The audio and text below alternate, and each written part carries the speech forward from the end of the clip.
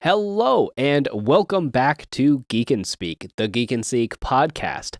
Today, for episode number 69 of the podcast, nice, we, as mature adults, are doing a mature adultish topic being funny magic cards. Cards that we think are goofy, whether that be mechanically, how they affect the game, whether that be their art, their flavor text. It can be whatever. If we think a card is funny, we wanted to talk about it today. So join with me today, the channel's class clown comedian himself. We have Preston. Preston, how's it going, man? It's going pretty good. I love making people laugh, so I'm always glad when a magic card can make me laugh in return. Heck yeah, heck yeah. And I'm your host, Morgan. I have played a lot of these cards before, so I'm pretty excited to talk to you guys about them and revel in the cringe that I inflict upon the play group. Jason is not here today. He is at a Kansas City Chiefs game, but we have his cards on his list, so we will make sure that we give you a little bit of what Jason is thinking as well. All right. If you want to support the show, you could do all the YouTube algorithm stuff, that being liking the video, leaving comments, making sure you're subscribed, checking out our other videos. Like I said, we have 69 nice episodes of the podcast now, and we have like 30-something episodes of Commander gameplay. We have other videos. I'm going to be trying to be more active on making arena videos. So if you like all that stuff, check it out. And then you can go the extra mile by heading over to patreon.com/geekandseekyoutube. You can find a link to that in the description, and you can also find a link to join our Discord if you would like to keep the conversation going. All right, favorite comment of the week. A little bit different. Normally, we grab a comment from a YouTube video, but this time I grabbed one from Instagram. If you want to be following us on social media, you can at Facebook, Instagram, Twitter. I think that's it. We used to have a TikTok, but it got banned for some reason. I'm not sure what happened. I promise I didn't do anything. But there's this guy who I adore. His name's Tuck. He's the bass player for a band called Fit for a King, and he does this thing where when he's playing on the simple parts of the songs, he spins his bass around. And I commented on a video where he was doing that, and I said, "There he goes again," and he replied, "It was hard without Jeweled Lotus." And I thought that was pretty dang funny. So if you like the Fit for a King guys, you should also know that they like magic. But Preston, you weren't here to talk about the band stuff last week. We weren't going to do a specific episode of the podcast dedicated to Wizards taking over. Did you have any 2 cents you wanted to get off your chest before we dive into today's topic? This game is going to die. We're so screwed. Why do you think it's that bad? Why do you, like genuinely, like I too have some doom and gloom opinions on what may or may not happen. I'm a bit of a pessimist, but I still don't think it's the end of the game. So explain yourself. The problem is the Wizards we have now and we've had for the past couple years, this is them toned down. This is Wizards with the rules committee existing, because everything they print now is Commander. The newest standard set, prints for Commander. New modern set, prints for Commander. If they did a popper set tomorrow, they'd find a way to market it Commander. That's just how it is. Yeah. I'm not saying it's good. I'm not saying it's healthy, but that is how they've been doing it because that's what makes them the most money.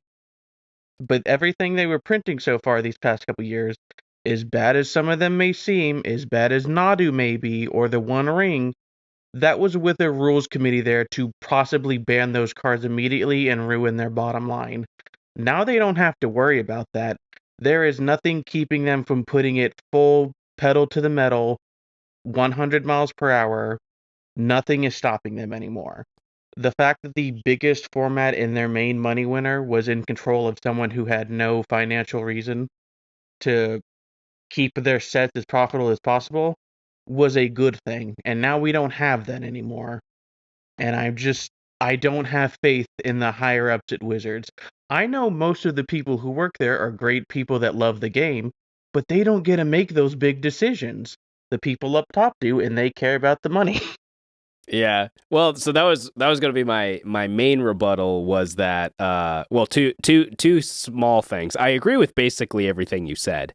However, the two small things that give me a little bit of hope are one, Gavin Verhey is the main guy who's going to be behind the whatever new committee that they form. And he also, semi-recently, like a couple years ago, did a panel for Pauper, and now they regulate Pauper through that panel. And Pauper is now the best taken care of format in all of Magic, and it's largely due to Gavin Verhey. And I feel like he easily could be doing that with Commander, especially because he is one of those people who you can tell genuinely cares and genuinely wants to make the game good.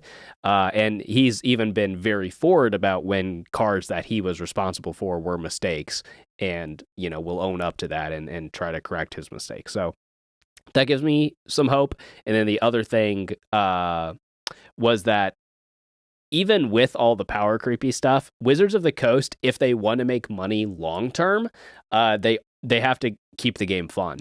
If the game gets too crazy or isn't fun anymore, people won't play, and then they won't make their money anymore. So I agree that they will probably make bad decisions for the health of the game to make more money, but at the same time, the game has to stay fun or we're not going to play, and they won't make any more money. You can hear all my main thoughts. I made a video a few days ago going into all my thoughts, so you can check that out if you'd like. But yeah, I have a little bit more hope than you do, Preston.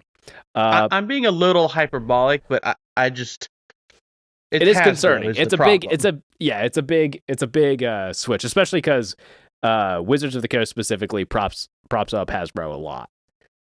Because they've had other departments that have been not doing well. So Wizards of the Coast has been pulling a lot of that weight. So that is concerning that could continue to trend that way. But on a brighter note, let's talk about some silly Magic cards. So we each have our top threes, like we would normally do for these videos. So me, Jason, Preston, and we also have a few other cards that we will get to if we have time, just a few other silly cards. So we will see how many we can get through in the hour.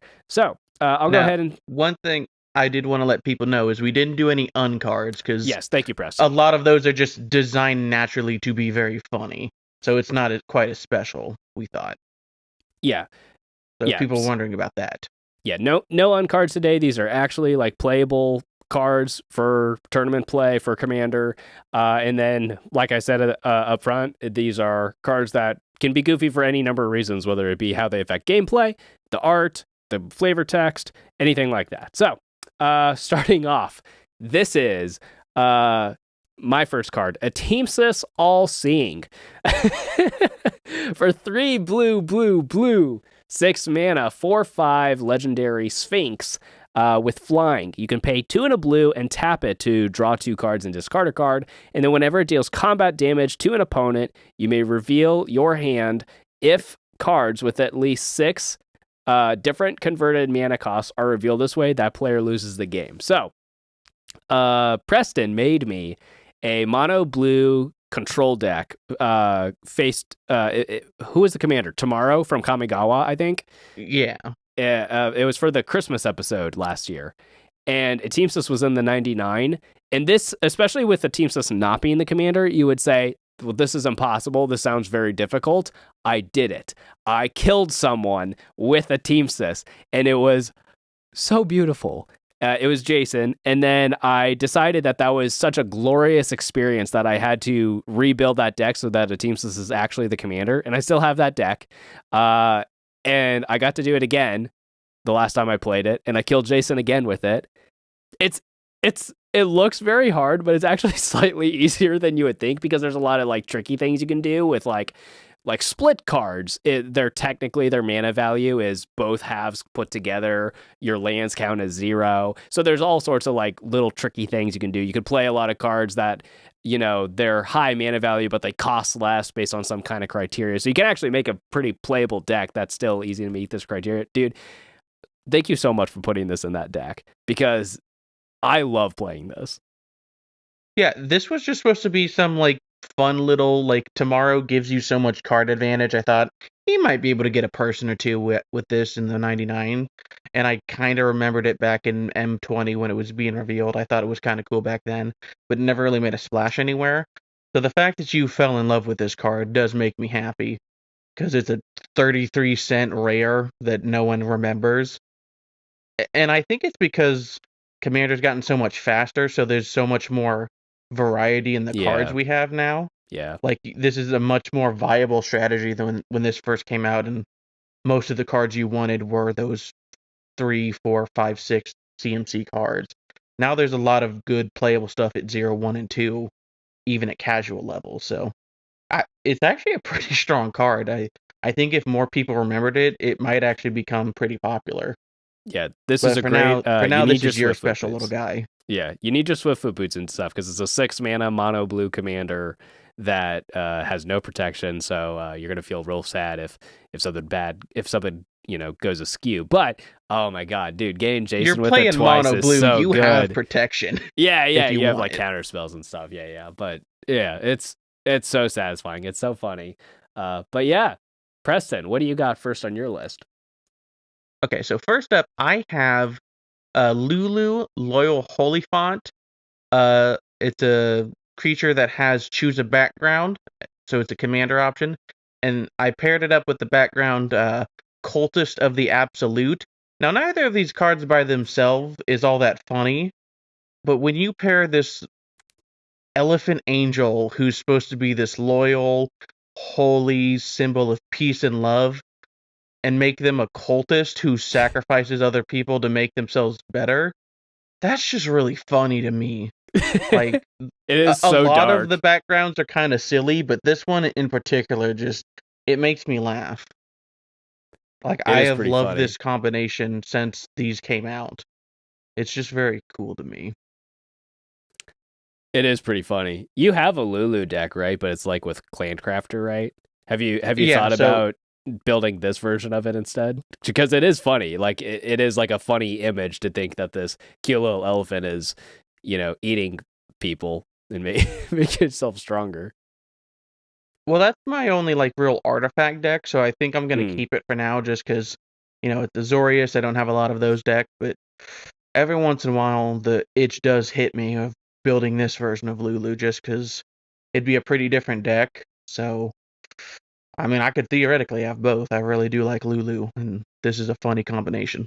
yeah, I like it.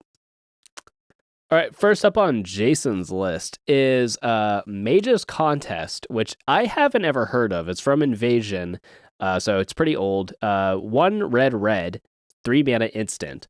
You and target spell's controller bid life. You start the bidding with a bid of 1. In turn order, each player may top the high bid. The bidding ends if the high bid stands.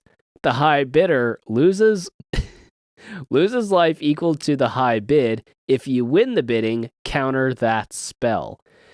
So I just said bid more times in 30 seconds than I have like probably combined in my entire life. That's a very clunky way of wording this. Surely there's a way to fix this. But in reality, it's 3 mana.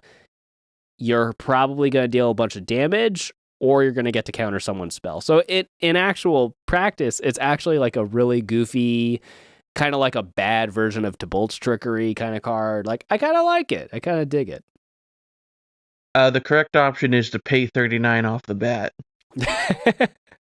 It's the only option. Try you have me. to full send it. Yeah. It's pretty funny. Yeah. This is the first time I've ever seen this card. It's pretty silly. I might have to try to throw this in a deck somewhere because that seems like a fun thing to do in a game of Commander. Like, how much do you really want that spell? Yeah, how much life are you? Especially if you get to the late game when people's life totals are already a little bit on the lower end. I mean, you're playing a little risky, but if you're playing red, you're probably okay with playing a little riskier. Like it seems like it's just fun, and I like the chaotic kind of cards, and it also is one of those cards that when you read it to the table, especially because a bunch of other people you'll play this against won't know what it is. You'll read it and they'll be like, I don't know what the hell you just said. So that's also funny. All right. My next card is Yargle and Multani. This is another one that I have a commander deck for. This is for 3 black, and a green, 6 mana in total, for a frog spirit elemental, 18 power, 6 toughness, and that's it. But it has really great flavor text, which is this is Multani. I've heard much about you from my daughter. There was a time when I'd balk at your aid, Phantom, but she has shown to me the merit in Urborg's strange ways. Replied Yargle. And that hits me, man. Like, that is so stupid and funny. And It's so poetic. it is. And you know what?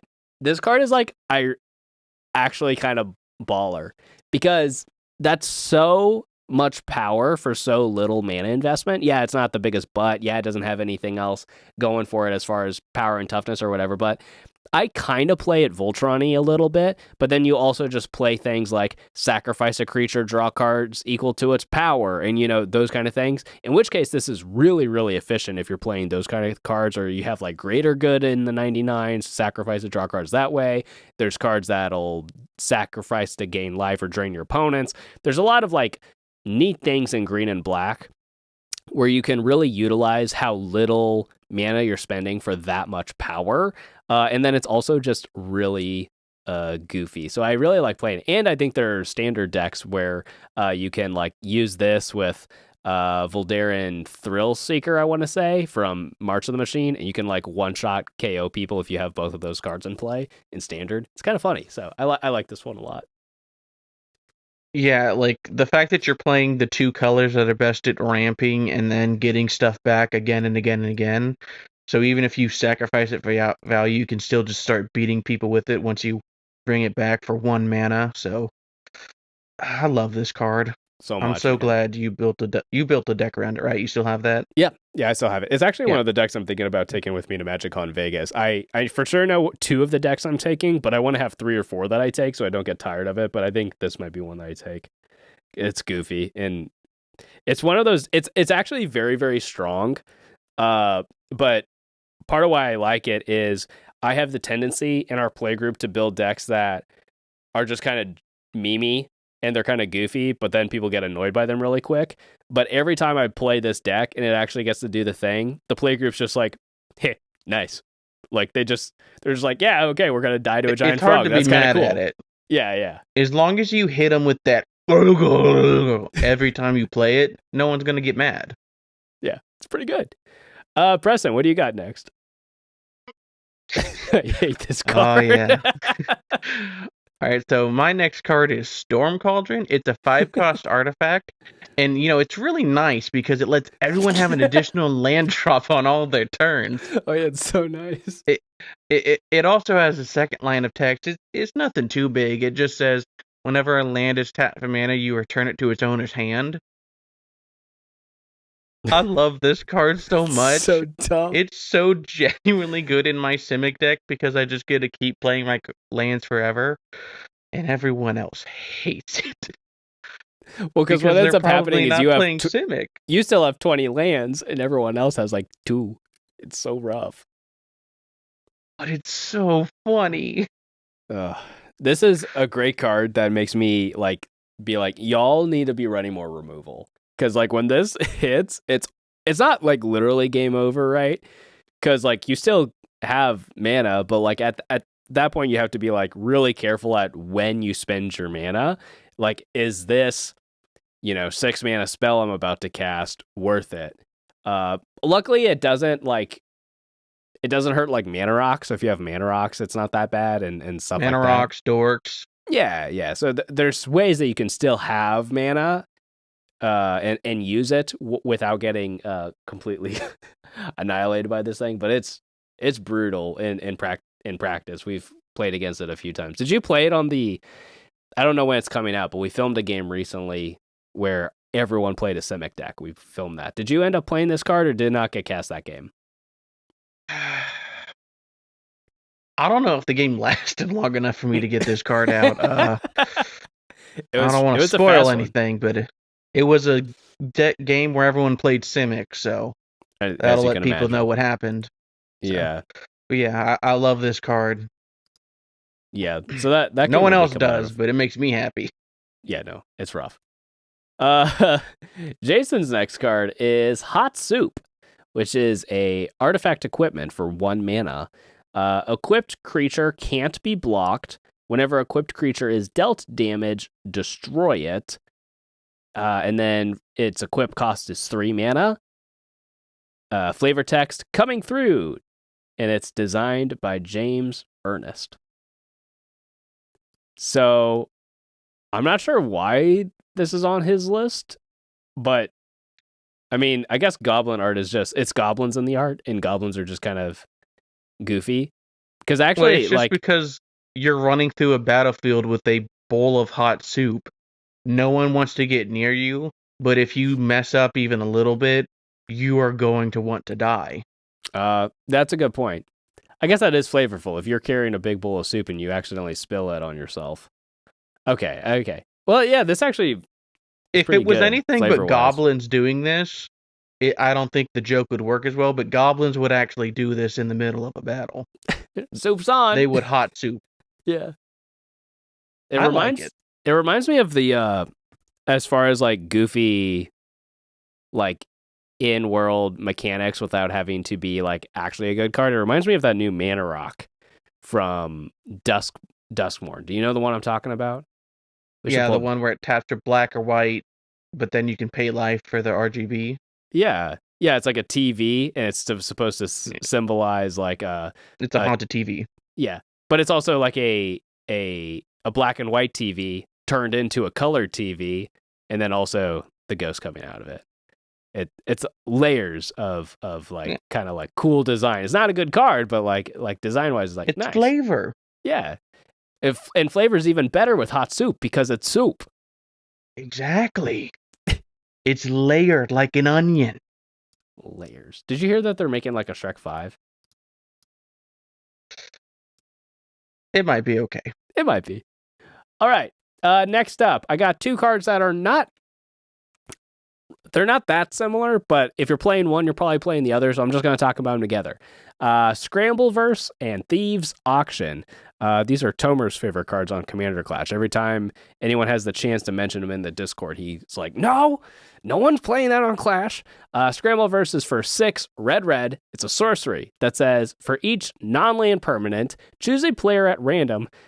Then each player gains control of each permanent for which they were chosen. Untap those permanents. So you're just randomly reassigning all permanents in play to different players. And then Thieves Auction is a somewhat similar effect. It's kind of worse.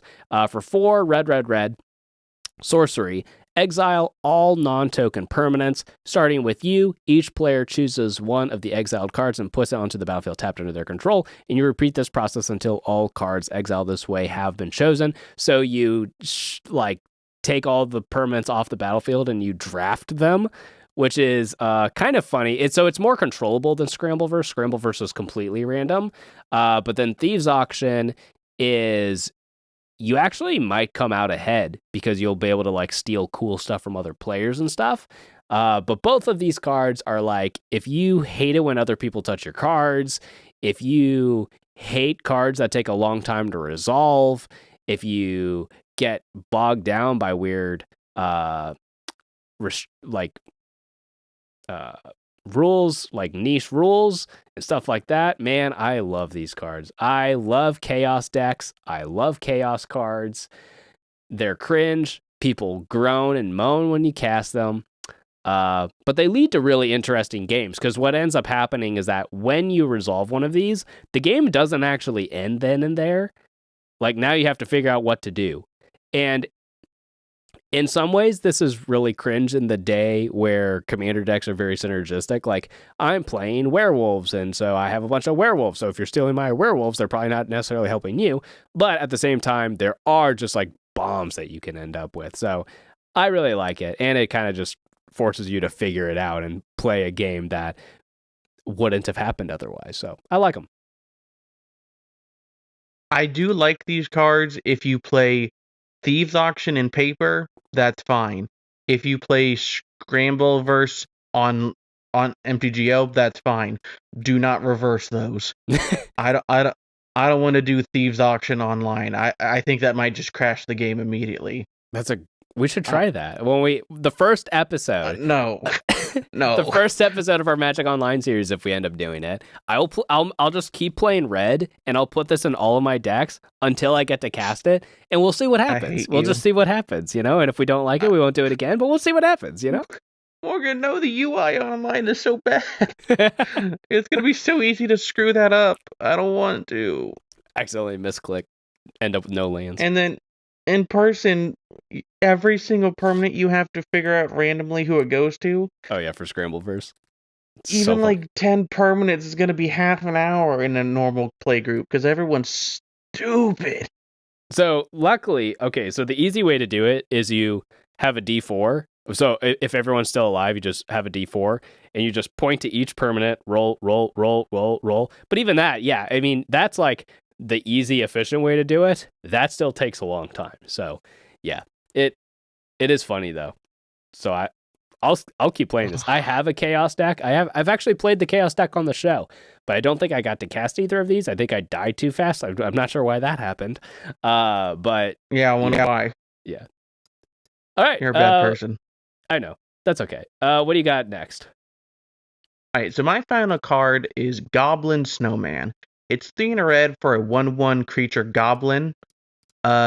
When it blocks, you prevent all combat damage dealt to and by it this turn, and then you can tap it to deal 1 damage to the creature it's blocking.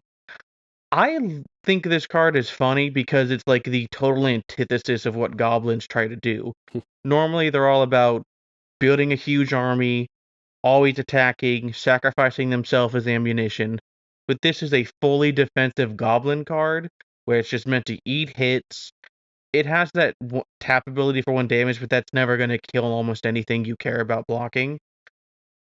But the main reason I put it on here is actually the Secret Lair version of it, which has the Goblin Snowman, like it's all buffed and jacked.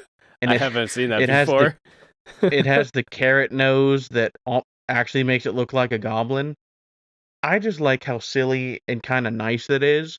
Like, I actually think this is sort of a sweet card, considering how goblins and magic typically are just mindless, suicide bombers in most sets.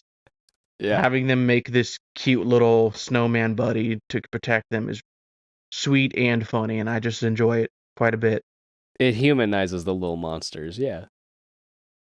I like this card because I think you have it in your goblin deck, don't you? As like even like it's one of the only defensive cards. Well, it's one of the only cards a mono red goblin deck can run reasonably that's actually defensive. Mm-hmm. All your other goblins you want to just keep turning in, and that tends to leave you open. This is at least a blocker in case someone has like an Eldrazi they want to sing at you. So I actually think it's a decent card to have in the deck. It's not the best creature, obviously, but I like it. So the normal version from Ice Age is 30 cents. And the Secret Lair version is $10. But I'm gonna be honest, if I ever needed this card, I would spend the $10 on the Secret Lair version. I really would. Like, it's that much better, I think. And the fact that the art is kind of majestic for something so goofy, it's worth it. I like it. This is one of the few times I think a card is worth it to spend the extra money. I've been trying to. There's a cutoff to which I won't do this, but I have gotten to the point where, especially because I've gotten more into, I'm building decks with the intention of not keeping them together for very long because I'm just like constantly building new decks, and I have a lot of cards that I move around from place to place, especially expensive cards. I'm just at the point where I'm willing, for the most part, to just spend a little bit extra cash to buy nicer versions of cards, if I really like the art. And this is definitely one of those times where I would do that. I would definitely do it. All right, Jason's last card is Catacomb Crocodile. I remember this one. He's actually brought this up before. This is for 4 and a black. It's a crocodile creature. It's just some little common from Ravnica Allegiance. It's a 3/7 and great flavor text. No keywords, no nothing like that, but great flavored text. I am Sewer King, said Rat. I am quick and cunning, and I know every tunnel. No, I am king, said Zombie. I am cold and deadly, and no rot can harm me. Then Croc came and ate them both. And it's just like a nice little anticlimactic story of what's happening underneath Ravnica. And also, I actually just kind of like the art. It's just like a nice painting with nice colors. I like it. These are the 3 best characters that Ravnica's ever produced, I think. Their depth and complexity and like intelligence just makes them so much better than all the other characters we've ever gotten. Yeah, I Niv love you, Mizzet, Croc. forget him. What a bum. Yeah, I like this one. Yeah, Jason's brought this one up before. I think this might have been the card that inspired this episode, because he's like mentioned it multiple times and he just really likes how funny it is. And yeah, he's right. It's a funny card. It is. It's a good I would never anticlimactic play story. it, but yeah, no. Are there even enough cards that like you could build like Crocodile Typal? I'm gonna look that up. I don't know about that, but I do think there's like one commander who's like doesn't want any of your creatures to have keywords. Oh, but isn't it green? Or it's like I Selesnya couldn't or remember the something. colors. I'm pretty sure it's Selesnya. I just knew it existed. If it does have black, this could be a fun option. But yeah. There are 30 commander legal crocodiles. Oh my god, let's go. I guess you could do it, but there's no like legendary that says when your crocodiles do a thing, do a thing. Like Morophon, like dummy. Oh, okay, got it. Actually, you might have to play Morophon because no, you could do it in Sultai. You could do it in Sultai. All right. Well, we got through our top threes real quick, like so. Preston, how do you feel about hitting some of these other cards we had? Yeah, that's fine. You wanna take turns on these? Yeah, I'll do the first. Oh, you're a bad person. I love this card. So the first card we have here is Time Shifter for 5. It's an artifact.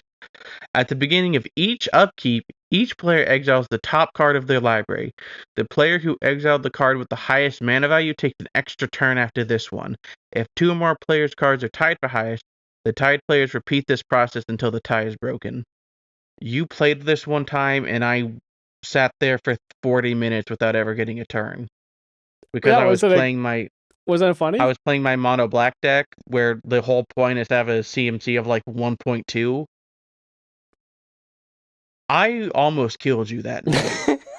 Yeah, it was really funny, right? Your child might have become an orphan. Like, this is a funny card. Yeah, it's a great card. No.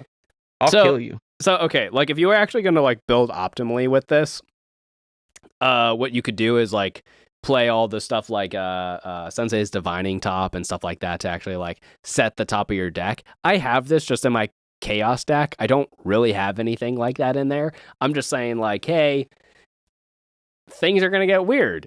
Turn order? What's that? We'll just go like this. And it's funny, too, because, like, already in a normal game of Commander, people already forget whose turn it is. So this, like, amplifies that. But then it is also just, like, very random. Like, you might have one guy who goes several turns without actually taking a turn. You might have someone who gets a couple turns in a row and just ends the game, in which case, no harm, no foul. No different than you just play an extra turn spell at that point. So it is very, very random. And even though there are ways that you could try to abuse it, I don't. I just play it. I like it. I recommend it. I think, and because it's colorless, you could put it in every deck. And I would encourage you all to do that. But anyways, next up is Disrupticorum, which is for 2 red, a sorcery that says goad creatures you don't control. That's it. Reminder, that means until your next turn, those creatures can't, they attack each combat if able, and attack a player other than you if able. There was a short period of time where I sort of ran this as a board wipe. It just because red doesn't have like the best board wipes. Like, it has like Blast Act, Chain Reaction, but then after that, it's like play All Is Dust, the colorless one. Stars Extinction. Yeah. Oh, that's actually a cool one. I like that one. But I don't do that anymore. But I do just like Disrupticorum because it's just like, all right, figure it out, guys. And what ends up happening is that this never actually goes according to plan. Like, there's usually like one person who gets wrecked. The other people aren't so mad. If they play a haste creature, they can still hit you. So it's never actually as helpful to you as you would think, but it is really fun, and sometimes good things will happen along the way. Yeah, I like goading. I think it's a good mechanic for Commander to have. Yeah. And this one isn't like broken or anything. Mm-hmm. You pay 4, you get 1 gold off. I like it. Yeah. All right, what we got next, Preston? All right, next up we have Burning Inquiry. For 1 red, it's a sorcery. Each player draws 3 cards, then discard 3 cards at random. You're just a bad human being. You're just annoying. It's just no like one likes playing Magic with you. It's a little baby wheel, but it's not so bad. The psychological damage is not as bad as a real wheel.